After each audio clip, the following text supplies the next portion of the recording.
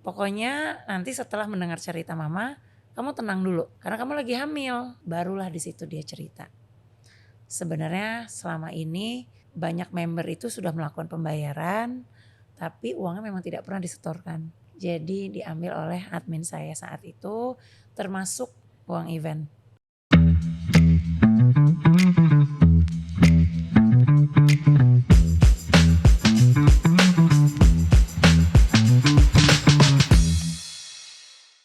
Selamat datang di Forfoxa, tempat di mana ceritamu didengar dan dapat menjadi kekuatan untuk orang lain. Bersama saya Gaby, teman yang mendengarkan dalam perjalanan cerita kehidupan. Bersama saya hari ini ada Miss Nevin, atau saya Halo. panggil Nevin ya. Iya. Nevin di sini adalah pemilik dan juga pendiri dari Rafa International Dance Studio. Saat ini sudah ada beberapa cabang dengan jumlah ratusan murid. Terima kasih sudah datang di Forfoxa. Sama-sama, senang ada di sini. Nevin, bisa diceritakan sedikit tentang Rafa International Dance Studio? Sudah berapa lama membangun bisnis ini? Oke, jadi Rafa International Dance Studio itu udah 12 tahun. 12 tahun. Sekarang tahun ke-12, kita mulai berdiri di tahun 2013. Jadi saat ini sudah memiliki banyak cabang ya? Cabang kita saat ini ada 5, tersebar di Jakarta Timur dan Jakarta Selatan. Di balik cerita kesuksesan Nevin di Rafa International Dance Studio ini, ada cerita yang sangat menginspirasi dan dapat menjadi kekuatan untuk kita semua. Bisa diceritakan Nevin bagaimana perjalanan yang kamu ceritakan kemarin kepada saya diawali dengan cerita pahit, namun sekarang sudah bertumbuh dan bahkan sudah mengalami kesuksesan ya. Oke. Sebenarnya mungkin belum dibilang kesuksesan banget juga belum ya, karena kayaknya masih jauh lah gitu, kita masih merintis. Diawali memang ini hanya berawal dari pertanyaan pemicu seseorang pada saat itu, di tahun 2012 ketika saya balik dari studi saya, beliau bertanya, kamu nih kan udah eligible sebagai seorang guru balet, kamu sudah tersertifikasi dari London, kamu juga udah selesai studi kamu, terus gimana balet kamu? Kamu gak mau punya sekolah sendiri? Sebenarnya itu pertanyaan yang menurut saya kayak tiba-tiba kenapa pertanyaan ke saya gitu kan, saya baru balik gitu loh. Saya terakhir menari itu 2011, kemudian saya sekolah ke London, balik, tiba-tiba balik ditanya seperti itu. Pada saat itu saya belum menikah, kemudian saya diskusi waktu itu sama suami saya, calon suami pada saat itu ya, dan kemudian keluarga besar saya semua mendukung 100%, kayak iya kenapa enggak gitu kan. Walaupun mungkin sebenarnya by paper saya udah eligible gitu ya, tapi by confident belum gitu ya kan, waktu itu masih muda banget umurnya juga, karena ya menurut saya membangun bisnis itu kan bukan sesuatu yang mudah, pasti butuh banyak hal lah ya yang diletakkan selain hati saja gitu ya, harus banyak faktor-faktornya lainnya lah. Jadi menurut saya belum mampu di situ. Nah tapi kemudian orang tua saya menyampaikan, kalau orang lain aja melihat kamu mampu, kenapa kamu tidak melihat dirimu mampu gitu. Oke, baik gitu ya. Akhirnya saya long short story, ketemu kembali dengan sahabat masa kecil saya. Akhirnya kita diskusi, saya tanya kira-kira kalau saya bikin studio balet atau studio tari, kamu mau nggak bareng-bareng sama saya gedein ini? Karena saya nggak mungkin sendirian gitu. Saya ada pekerjaan lain yang memang saya nggak bisa tinggalin juga. Kemudian akhirnya kita sepakat untuk menjalankan itu bareng-bareng gitu di tahun 2013. Baik, berarti diawali dari berdua dulu. Iya, berdua. Kita teman menari di masa kecil. Teman menari di masa kecil, waktu sudah dewasa akhirnya membuat usaha bersama. Betul. Iya. Boleh diceritakan awalnya berapa orang sih yang tergabung dalam tim waktu kamu membuka usaha ini? Waktu buka usaha sih sebenarnya cuman saya, teman saya, kemudian baru kita cari ada another teacher gitu ya, kemudian dan satu admin aja. Jadi kita cuma berempat. Jadi dulu saya mulai dengan dia buka tutup pintu sendiri, bebersih studio sendiri gitu ya, kemudian urus keuangan sendiri, pokoknya semua sendiri. dari A sampai Z gitu. Tapi ya lambat laun banyak proses yang kita lalui ya, dan akhirnya tersadar sebenarnya kita juga nggak mungkin juga sih ngejalanin semua sendiri. Kita butuh orang lain. Ujian terberat kamu dalam menjalankan usaha ini kapan dan apa bisa diceritakan? Oke, jadi ujian pertama dan menurut saya so far paling besar dan meninggalkan lukanya sebenarnya cukup lama lah ya gitu. Waktu itu di awal tahun sekolah ini berdiri, waktu itu baru 1 tahun dan muridnya baru 50 orang.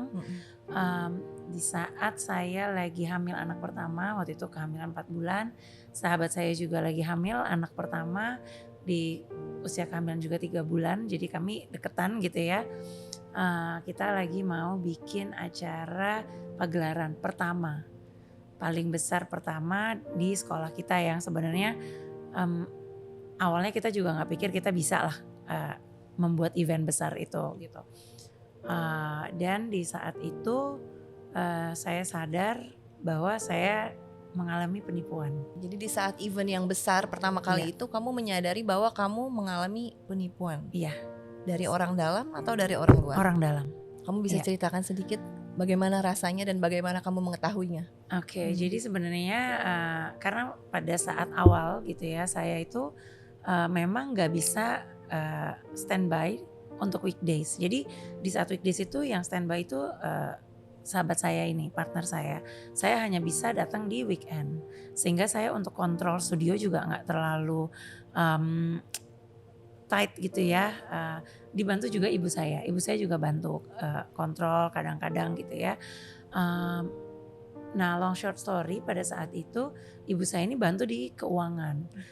Dibantu di keuangan, dia menemukan beberapa kejanggalan awalnya. Di saat murid bertambah terus, tapi income nggak pernah sesuai dengan murid yang masuk gitu kan. Kok kayak ada nggak balance nih gitu. Kemudian ibu saya bertanya sama admin yang memang pegang penerimaan murid, pegang keuangan juga, ini kemana nih, kok banyak yang tidak bayaran ya gitu kan, kok banyak yang menunggak ya gitu. Iya nih, sang admin bilang, oh iya nih emang belum pada aja gitu. Oh gitu, emang biasa ya nunggak sampai 3 bulan gitu, sampai 5 bulan, 6 bulan gitu kan. Iya, soalnya kalau ditagihin pada bilangnya ada ini, ada itu, belum ada uangnya dan segala macam. Cuma memang mungkin karena awalnya saya itu mendirikan sekolah ini based on passion gitu ya. Jadi benar-benar nggak mikirin sisi bisnisnya, nggak mikirin sisi profitnya. Jadi as long as we can give impact to the kids gitu ya, or other members, ya udah kita happy banget gitu. Tapi lambat laun kan yang namanya operasional nggak mungkin ya berjalan tanpa dana gitu. Akhirnya kepusingan sendiri, kok bolak-balik ambil kocek sendiri, ambil uang sendiri gitu ya. Bukan dari si usaha ini, jadi nombok terus nih. Nombok terus. Di awal tahun itu nombok terus gitu. Pikir saya cuman ya namanya bisnis di awal mah pasti nombok. Tapi kok kayaknya udah hampir setahun kok nomboknya banyak juga gitu. Dan saya gak ngerasain ada yang berdampak ke keuangan kami nih, kok kayaknya gak setara gitu sama kemajuan sekolahnya gitu kan. Kemudian awalnya tuh kita belum, dan saya juga gak berani berpikir buruk tentang orang di sekitar saya gitu kan. Kayak mereka mau bantu saya udah syukurlah gitu kan. Terus ibu saya cuman bilang oke, kita ambil beberapa step gitu ya. Waktu itu diambil kita bikin pengumuman tertulis, pengumuman tidak tertulis, kemudian kita approach orang-orang yang memang tercatat belum melakukan pembayaran dan segala macam gitu kan. Sampai awalnya tidak ada yang tidak merespon gitu kan. Ada yang bilang saya sudah bayar, loh kok nggak ada gitu. Di situ mulai lambat laun terlihat ada yang janggal gitu. Sampai suatu ketika saya lagi masuk ke studio, kosong studio waktu itu, memang nggak sengaja aja gitu ya. Jadi kan kalau minggu kita tutup, di hari itu saya lagi mau ada perlu ngambil barang gitu ya di studio. Saya beberes cari di meja admin. Ternyata surat yang selama ini saya minta admin distribusikan ke para orang tua yang tercatat belum membayar ini tidak pernah disampaikan. Ada di situ. Sampai situ saya masih belum terfikir apapun. Sama sekali belum terfikir. Saya tanya, kenapa ini kok belum dikasih? Oh iya lupa, maaf ya gitu. Oh ya oke jangan lupa ya gitu udah. Next, nah sampai akhirnya di hari pagelaran besar ini. Dari pagelaran besar pada saat itu saya dan sahabat saya hanya berdua. Ada satu lagi teman kami tapi gak terlalu involve lah. Tapi yang dari urus A sampai Z itu saya dan teman saya ini. Dari kostum, lighting semuanya untuk acara. Jadi kita benar-benar gak mikirin si penjualan tiket ini gitu. Pada saat itu full seat gitu, which is waktu itu kapasitas 250 kursi gitu, full seat. Kok pada saat saya tanya sama admin yang pegang tiket ini, gimana tadi rame nggak yang beli tiket? Rame gitu ya, saya juga lihat dari dalam, oh penuh kok kursi gitu. Oh gitu, oke good dong, kalau oke yuk operan gitu kan, setoran gitu ya. Waktu itu semua cash. Masa itu kita belum pakai EDC lah apalah gitu ya, masih cash semuanya. Tiket pun manual gitu kan. Belum aku beresin nih gitu ya, belum aku beresin, boleh nggak besok aja? Ya pikiran saya juga udah capek gitu ya, lagi hamil pula gitu kan. Jadi capeknya tuh udah double lah gitu. Saya pikir ya udah deh besok aja. Ya udah nggak apa-apa kamu pegang aja dulu. Jadi maksudnya ke saya tuh udah rapih gitu kan catatannya gitu ya. Udah saya pulang. Nah pada saat itu kebetulan sekali seluruh keluarga saya itu lagi di luar kota. Lagi terpencar, termasuk suami saya, orang tua saya, kakak-kakak saya semua lagi. Jadi saya berarti lagi sebatang kara di hari itu gitu ya. Kelar acara saya telepon ibu saya. Nih acaranya lancar nih gitu ya. Syukur nih bagus gitu kan, kursi penuh gini. Ibu saya cuma tanya, oh gitu, berarti tiket laku semua dong ya. Iya. Terus uang tiket udah diserahin ke kamu? Belum sih gitu, masih ada di sana. Masih di admin ya? Masih di admin. Oke kamu telepon. Saya telepon, dia waktu itu hanya menyerahkan separuhnya. Kemudian saya bilang ya udah besok deh sisanya ya, karena udah malam ya pada saat itu. Ya udah. Nah tiba-tiba jam 2 pagi dia telepon saya nangis-nangis. Maaf ya saya habis kena musibah. Saya dirampok di perjalanan pulang. Oke, jadi gimana? Terus saya tanya kamu keadaannya gimana? Aduh saya lagi bingung banget, semua uang yang hari ini saya pegang hilang. Diambil sama si rampok ini. Begal dia bilang gitu. Saya gak tahu mau ngomong apa gitu ya. Ya udah deh kamu istirahat dulu, saya juga perlu istirahat gitu udah. Saya cerita sama ibu saya kronologi saya seperti ini. Terus akhirnya ya udah kamu tenang dulu, nanti kita cari jalan keluarnya. Nah biasanya kami memang habis pagelaran itu kita bikin gathering. Di saat bikin gathering itu saya lihat ibu saya dengan orang ini ngobrol empat mata. Orang ini sambil nangis-nangis. Oh saya pikir dia mungkin bukan mau cerita kejadian kemarin aja. Itu ya. Setelah acara gathering itu saya dipanggil sama ibu saya. Sini mama mau cerita. Tapi kamu tenang dulu ya gitu. Oh kenapa nih gitu. Pokoknya nanti setelah mendengar cerita mama, kamu tenang dulu. Pertama kamu harus tenang dulu. Karena kamu lagi hamil gitu. Iya oke apa sih gitu ya, saya pikir apa sih. Barulah di situ dia cerita. Sebenarnya selama ini banyak member itu sudah melakukan pembayaran. Tapi uangnya memang tidak pernah disetorkan. Jadi diambil oleh admin saya saat itu termasuk uang itu. Uang event. Jadi semua diambil, memang dia ngaku, dia bilang dia lagi terlilit hutang dan segala macam. Dia bilang dia mau janji mau balikin walaupun dia nggak tahu kapan. Karena kita juga tahu secara kondisi dia tidak mungkin mengembalikan uang sebesar itu. Jadi ya waktu itu kejadiannya saya cukup marah gitu ya. Cukup marah tapi agak kayak kosong aja gitu kepala karena nggak tahu harus ngapain gitu. Di satu sisi orang ini ada hubungan dengan keluarga saya gitu kan, jadi bingung juga gitu ya, karena masih ada hubungan yang cukup dekat gitu kan. Jadi saya pada saat itu cukup marah.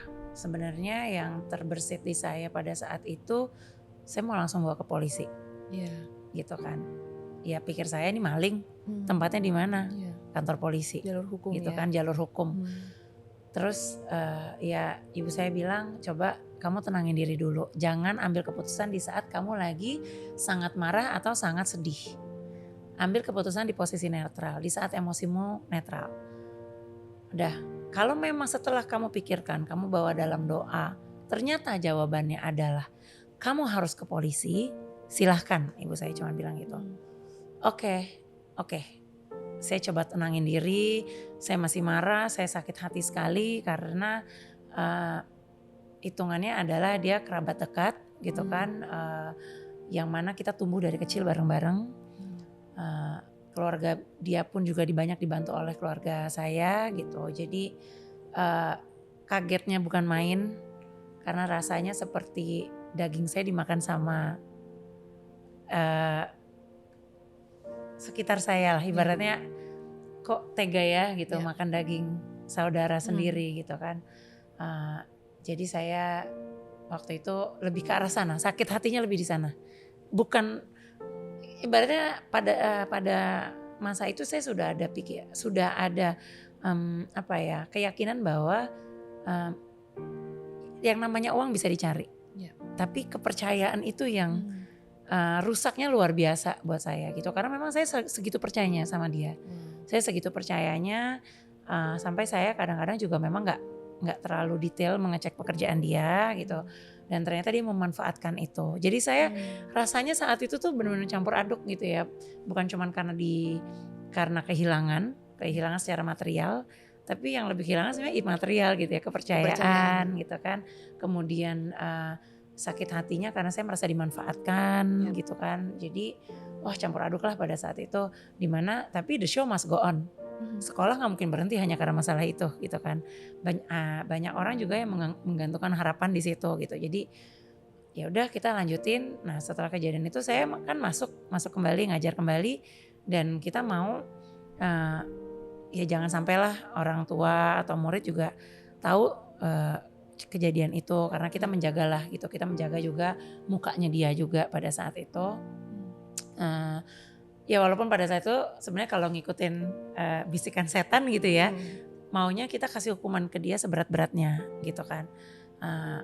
Pada saat saya marah gitu, namanya orang marah gitu isi kan setan semua gitu ya.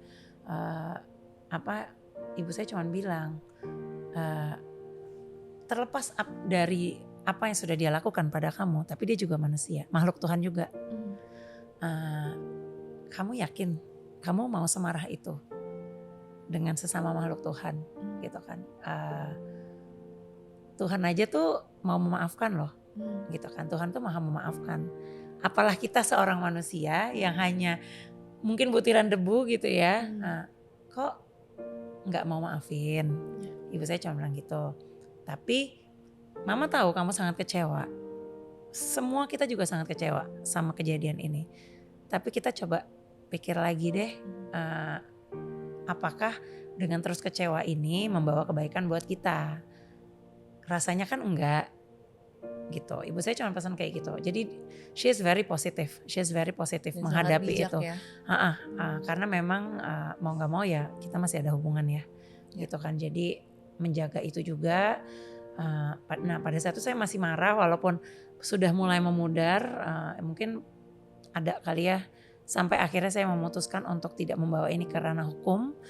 1 bulan dari kejadian baru saya bisa pasrah, ikhlas bahwa ini semua rencana Tuhan. Jadi biarkan Tuhan yang berkehendak lah gitu. Jadi benar-benar nggak, pada saat itu saya mau bawa ke polisi, orang tua saya juga cuma bilang, sekarang kalau kamu bawa ke polisi, kamu yakin uangnya kembali? Cuma tanya gitu aja. Karena ketika kita dipenuhi oleh emosi gitu ya, sesuatu yang bisa menjaga biar kita tidak terbawa emosi kan logika. Jadi memang ibu saya cuma bilang, kamu yakin gak kalau kamu udah bawa ke ranah hukum, ibaratnya itu kan nafsu ya, Ya. hawa nafsu. Ketika nafsu kamu terpuaskan, kamu yakin semuanya bisa kembali seperti sedia kala, uang kembali, dan kamu tenang Ya.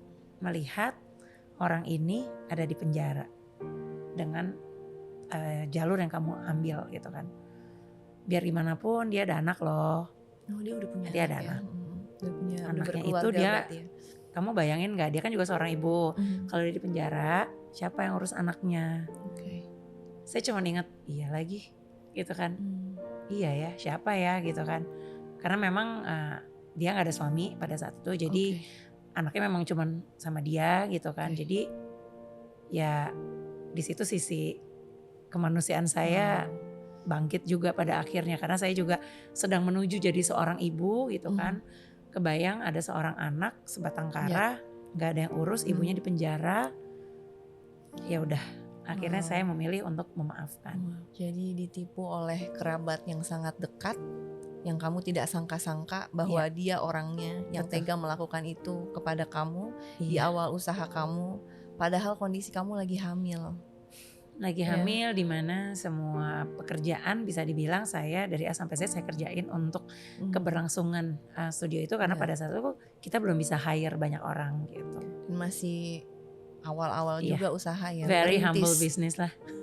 Wow. Tapi kamu akhirnya bisa memaafkan orang itu dan kamu bisa berempati karena dia juga adalah seorang ibu dan kamu saat itu lagi hamil, kamu tidak mau anak dia sampai sendirian. Karena tidak ada papahnya dan tidak ada mamahnya. Betul. Wow, kamu berarti memiliki hati yang sangat besar. Akhirnya. Ya rasa saya sih ya itu pasti ada campur tangan Tuhan lah gitu ya, untuk bisa akhirnya melembutkan hati saya gitu. Karena ya balik lagi dari situ sepanjang 1 bulan itu saya sering berdialog gitu ya, baik dengan diri saya sendiri, dengan keluarga dekat saya juga gitu, dengan suami, dengan orang tua saya gitu kan. Kayak apa ya, yang mereka sampaikan selalu bahwa dunia itu kan cuma sementara sebenarnya. Jadi apapun yang kamu miliki sekarang juga sebenarnya sementara. Semua milik Tuhan. Itu hanya titipan. Hanya titipan Tuhan. Ya, jadi sebenarnya uang yang hilang itu cuma titipan. So why you bother about that? Semua cuma mengingatkan saya kayak gitu.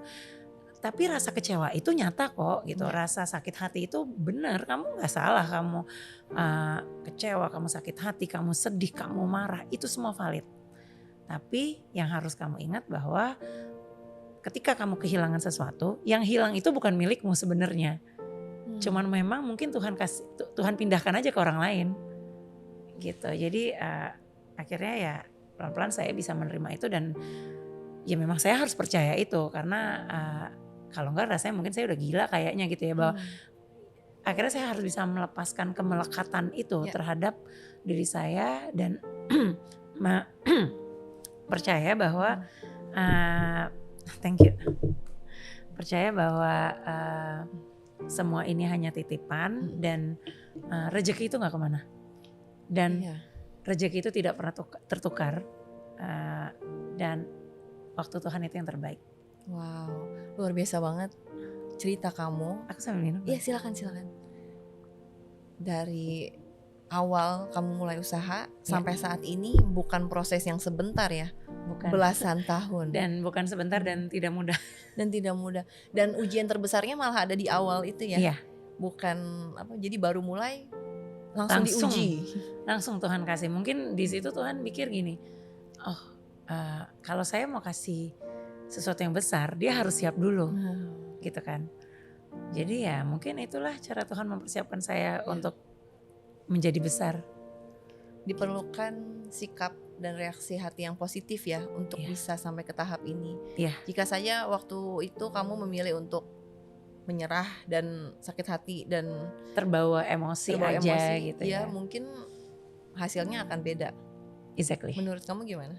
Aku setuju banget sih, setuju banget tentang itu. Jadi memang setelah melewati itu semua, rasanya jadi yang sulit pun jadi mudah gitu, karena saya pernah melewati sesuatu yang sangat berat di awal gitu kan, tentang kepercayaan gitu. Jadi buat saya trust itu is everything gitu.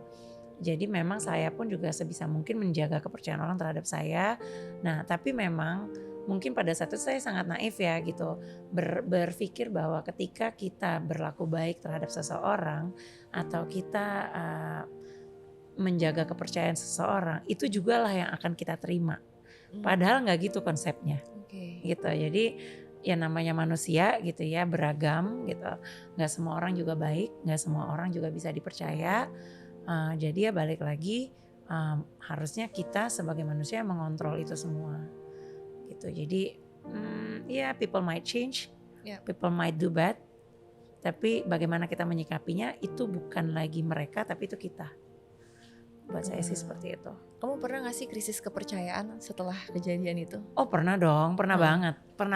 Trust issue ya? Trust issue ada banget. Jadi cuma memang basically saya tuh orangnya bukan yang apa ya, kalau sama orang tuh lihat-lihat dulu gitu, enggak gitu. Karena gitu, basically saya percaya semua yang terjadi di dunia ini dan pada kehidupan saya itu sudah ada yang ngatur. Jadi saya hanya melakukan ranah saya aja.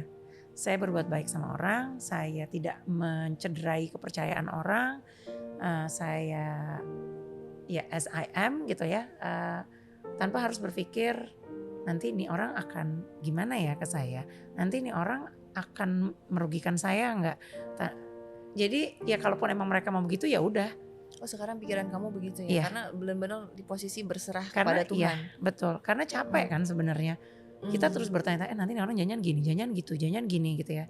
Being suspicious juga requires lot of energy dan buat saya kayak saya harus memilah-milah gitu. Energi mana yang saya mau manfaatkan, saya bagi ke orang gitu ya. Kan energi itu ada energi positif dan negatif gitu. Kalau saya terus bertanya-tanya nanti jangan orang ini begini, orang itu begitu. Ntar kalau saya udah begini, taunya begini gitu kan capek ya gitu. Jadi lebih baik ya udah saya pasrah aja gitu. Saya jadi diri saya sendiri aja gitu. Walaupun sempat adalah yang namanya trust issue di awal-awal kejadian itu, tapi akhirnya saya capek sendiri. Saya capek sendiri, balik lagi Tuhan ingetin lagi gitu kan. Kamu ngapain pusing, kan semua saya yang atur. Dan hanya titipan ya seperti yang kamu bilang tadi. Jadi ketika namanya manusia gitu ya kan gak lurus terus ya. Ada aja lah godaan setan yang terkutuk gitu kan. Jadi ya di saat itu balik lagi ke Tuhan. Tadi kamu juga sempat ngomong tentang konsep melepaskan diri dari kemelekatan. Iya. Boleh di-sharing sedikit gak tentang konsep itu? Iya kalau itu yang saya terapin karena memang kalau misalkan kita bergantung sama rasa melekat itu pasti lebih banyak kecewanya daripada enggaknya karena akhirnya kan kita harus, kan sebenarnya gini, manusia itu harus siap kapanpun Tuhan ambil kita harus siap gitu kan. Apapun yang mau Tuhan ambil dari diri kita, kita harus siap gitu. Ya sehingga akhirnya saya melatih diri saya itu bukan tiba-tiba saya langsung jadi orang yang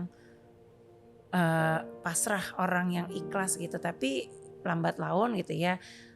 Mungkin dengan banyaknya cobaan hidup gitu kan, akhirnya jadi pelan-pelan bisa melepaskan rasa kemelekatan itu gitu.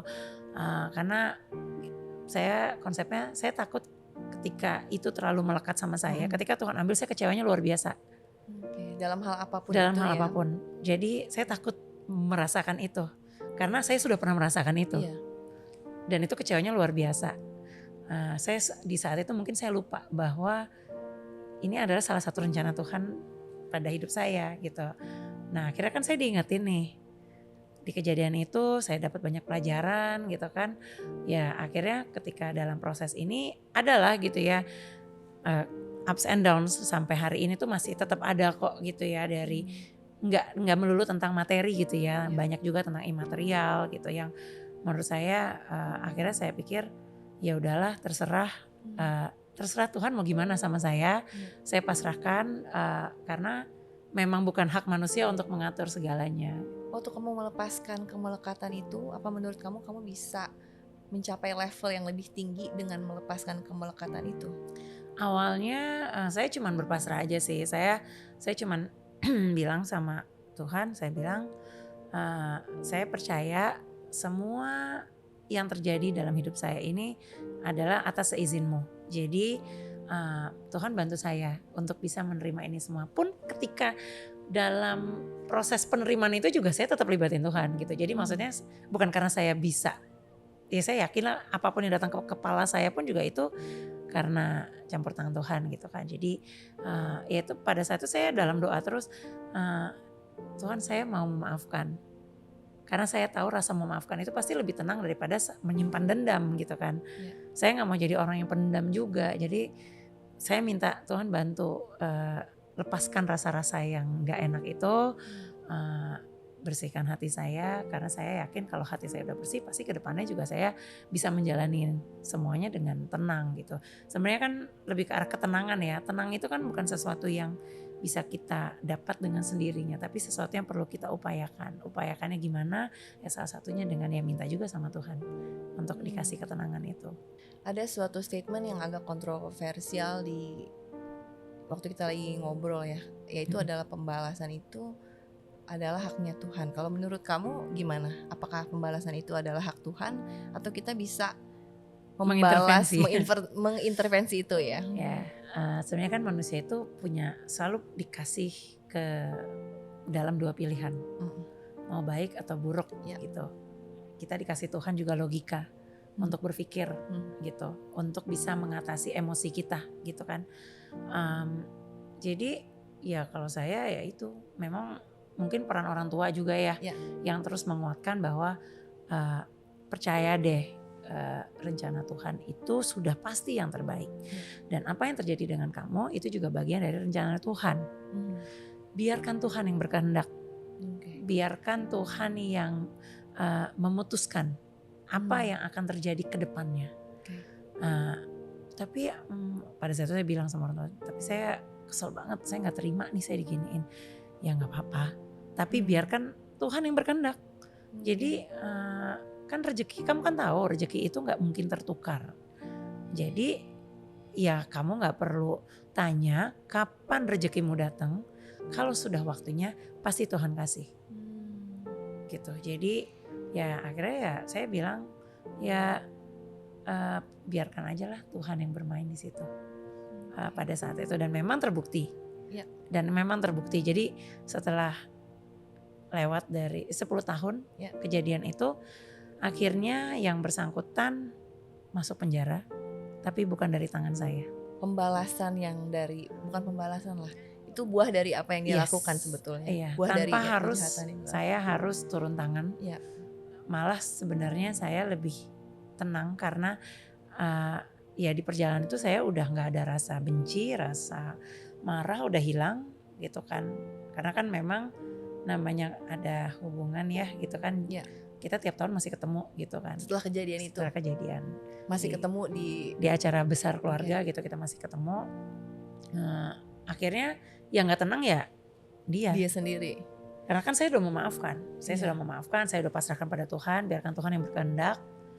Jadi ya dia yang gak tenang. Akhirnya di situ saya juga melihat, ibu saya pun juga bilang, setiap tahun, setiap ketemu dia, ibu saya cuma bilang, lihat deh ini buah manis dari apa yang kamu ikhlaskan pada masa itu. Jadi ibu saya mau saya terus bersyukur melihat kejadian itu, kamunya makin naik tingkat, bisnis kamu berkembang luar biasa, kehidupan kamu juga menjadi jauh luar biasa gitu ya.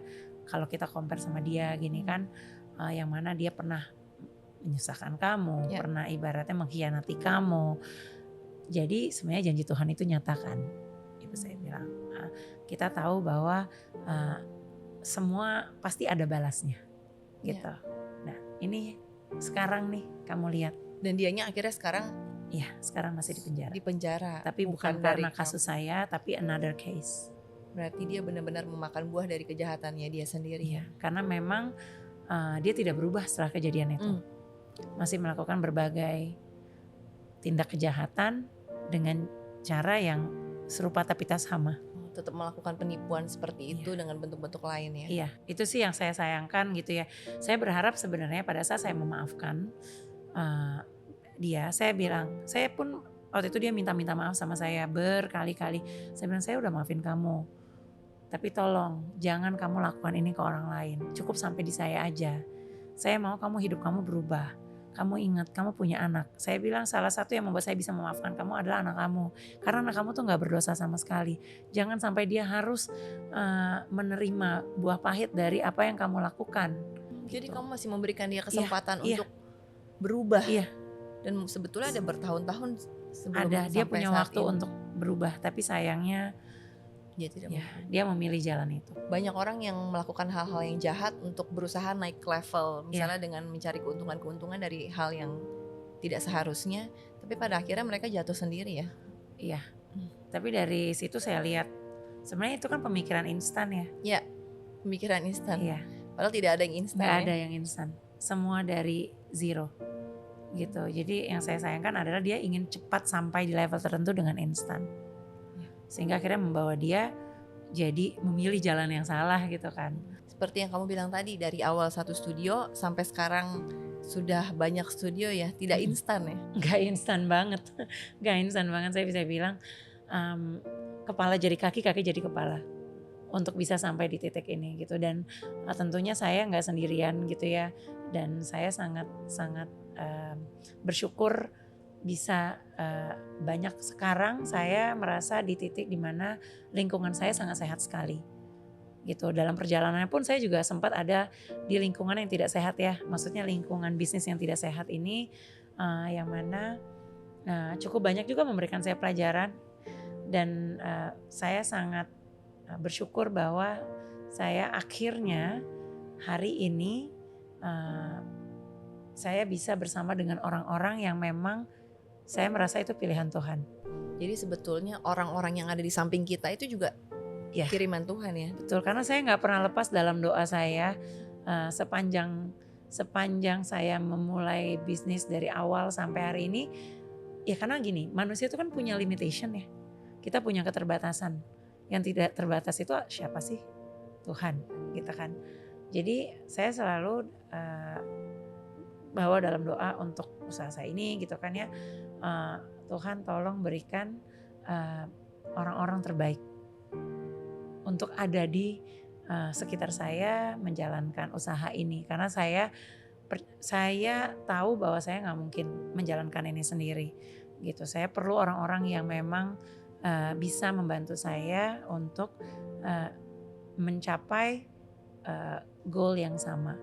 Banyak orang yang baru mulai usaha, mungkin baru 1 tahun, 2 tahun mereka belum melihat hasilnya.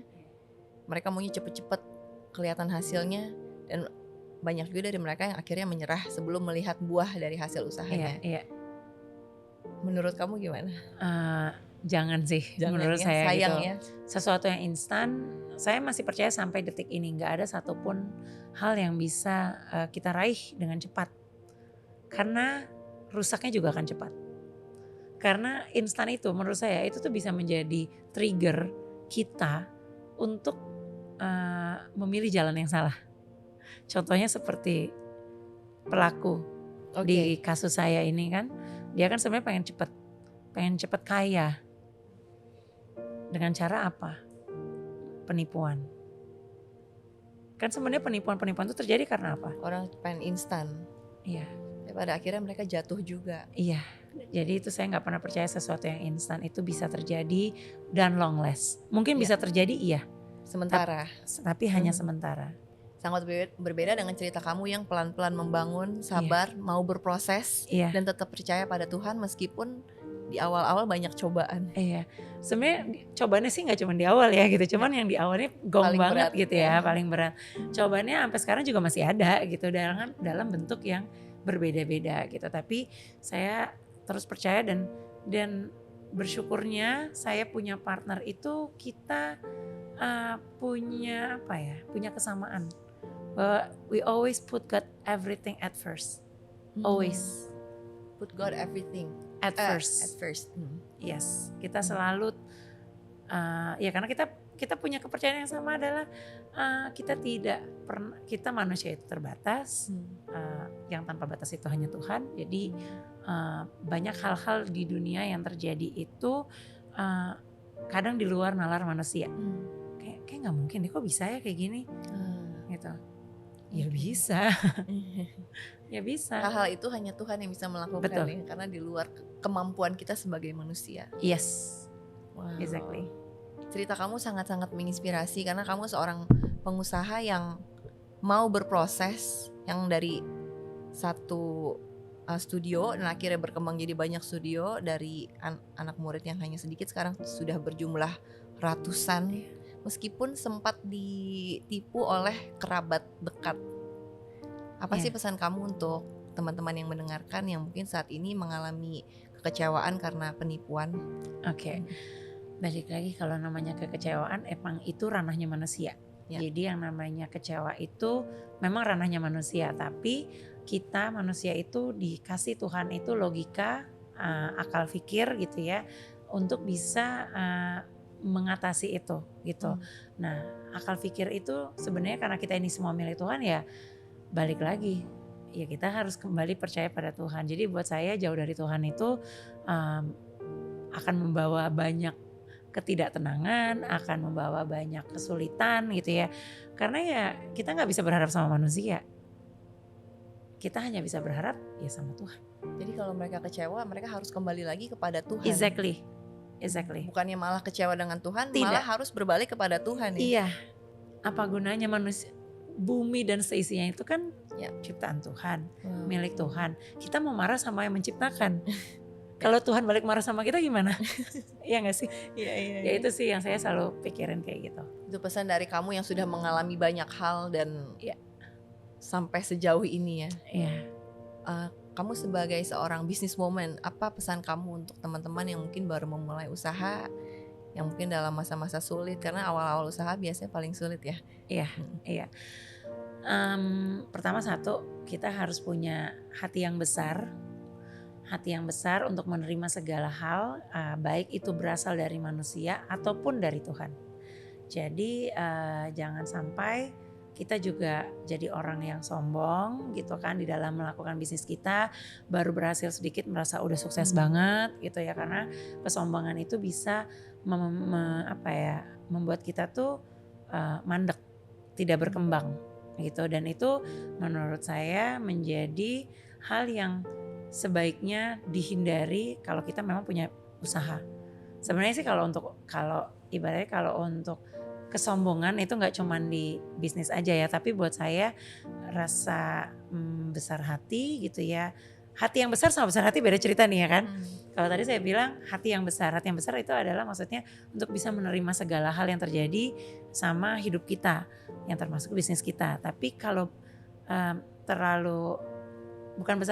tinggi hati gitu ya, itu juga membuat kita jadi manusia yang mungkin akhirnya berujung pada tidak bersyukur gitu. Padahal Tuhan udah kasih banyak banget, tapi kita merasa itu hanya karena kita bisa. Kan saya yang bekerja, saya yang bersusah payah gitu. Tapi namanya orang tinggi hati kan lupa bahwa itu semua ya ada peran Tuhan di situ gitu. Jadi ya itu sih pesan saya, jangan sombong, punya hati yang besar dan terus melibatkan Tuhan dalam usaha kita, apapun bentuknya. Yang terakhir, ada nggak pesan kamu untuk orang-orang yang pengennya langsung instan aja nih? Jangan ya Dek ya. Kalau saya sih jangan ya Dek ya gitu.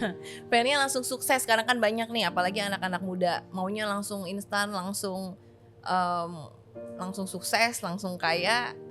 Kalau dia lihat berapa bulan atau setahun tidak ada hasil, langsung pengen menyerah. Gimana? Ya, ketahanan diri itu juga penting sih ya, ketahanan diri gitu kan. Ya karena emang there is no such an easy things in our life, so ya accept it, nikmati prosesnya, jangan mudah menyerah. Ya memang saya kebetulan dalam hidup saya tidak pernah ada kamus menyerah sih. Hebat. Gitu. Justru itu kuncinya ya. Iya, kunci jadi kesuksesan. Kalau memang jatuh itu kan sementara. Memang ya pada dasarnya nggak ada yang kekal sih. Yang kekal cuma Tuhan, balik lagi. Jadi jatuh itu cuma sementara. Tunggu aja waktunya Tuhan. Kalau memang Tuhan bilang kamu bentar lagi akan menemukan titik indah, ya udah. Jadi ya susah sih rasanya kalau bisnis nggak percaya Tuhan. Susah rasanya susah bisnis banget tanpa percaya Tuhan. Iya. Ya. Karena kita melakukan sesuatu yang kita belum lihat ke depannya Bener hasilnya banget, apa. bener banget, bener. Jadi harus tetap percaya meskipun belum melihat Iya, yang namanya di itu depan. iman kan? Iman. Iya kan? Iya. Iman pada Tuhan itu penting gitu. Iya. Jadi ya karena ya emang kita nggak bisa. Kita manusia apa sih? Gitu Iya. kan? Jadi Sangat terbatas. Iya, kalau kita sadar bahwa kita adalah hanya ya hanya butiran debu Iya. di dunia yang besar ini. Satu, kita pasti nggak bakal sombong, gitu. Karena Tuhan juga nggak suka kan orang sombong. Iya. Gitu. Dan itu yang bisa, itu menurut saya akan jadi titik awal dari kehancuran. Sombong itu adalah titik awal dari kehancuran. Jadi ya karena kita namanya manusia, kita butuh manusia lain. So berbuat baiklah sama sesama. Whatever happen to you, be kind always. Itu sih. Ya yang menurut saya banyak dari prinsip saya itu yang membantu saya sampai di titik ini gitu. Jadi buat saya menjaga kepercayaan orang itu penting gitu kan. Menjaga hati juga penting. Jadi ketika nanti kita misalkan mengalami kegagalan, ya balik lagi, kamu gak sendiri.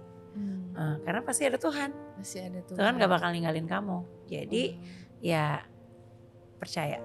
Nevin, thank you banget untuk ceritanya. Saya pribadi sangat terinspirasi dan sangat tersentuh dengan cerita kamu dan kebesaran hati kamu. Bagaimana kamu bisa melewati masa-masa cobaan di awal, ditipu oleh kerabat dekat, tapi kamu tetap menyerahkan semua kepada Tuhan, memilih untuk memaafkan dan tetap fokus pada apa yang kamu lakukan, yaitu bisnis kamu. Nah akhirnya setelah belasan tahun, dari satu cabang menjadi banyak cabang, dari sedikit anak jadi ratusan anak. Saya sendiri yang mendengarkan sangat-sangat terinspirasi oleh cerita kamu. Thank you. Dan pesan-pesan yang kamu sampaikan juga sangat-sangat bermanfaat. Value-value yang kamu ajarkan tentang berpasrah pada Tuhan, percaya pada Tuhan, tentang iman, tidak melihat, belum melihat tapi harus percaya. Yes. Itu menurut saya sesuatu yang harus kita semua punya ya. Karena kita terbatas seperti yang kamu bilang, sangat-sangat terbatas. Pesan-pesan kamu juga ini istilahnya mah daging banget lah yang kamu dari tadi ngomongin itu. Dari orang yang sudah mengalami asam garam kehidupan. Iya, dan kamu sekarang sukses dengan usaha yang kamu minati ya. Kamu seorang dengan latar belakang balerina, sekarang kamu juga melakukan usaha yang sesuai dengan minat kamu. Itu juga suatu berkat ya kalau kita bisa menjalankan sesuatu yang kita mau. Benar. Thank you untuk waktunya. Terima kasih untuk pesannya buat kita semua. Tidak ada bangunan kokoh yang lahir dari proses yang mudah dan singkat. Butuh kesabaran, keberanian, dan ketekunan dalam liku perjalanan yang orang lain tidak lihat. Terima kasih untuk Nevin, terima kasih untuk teman-teman semua. Terima kasih sudah mendengarkan. Berharap cerita ini dapat mendatangkan kekuatan. Sampai jumpa di Forvoxa berikutnya. 'Cause your voice matters. Thank you.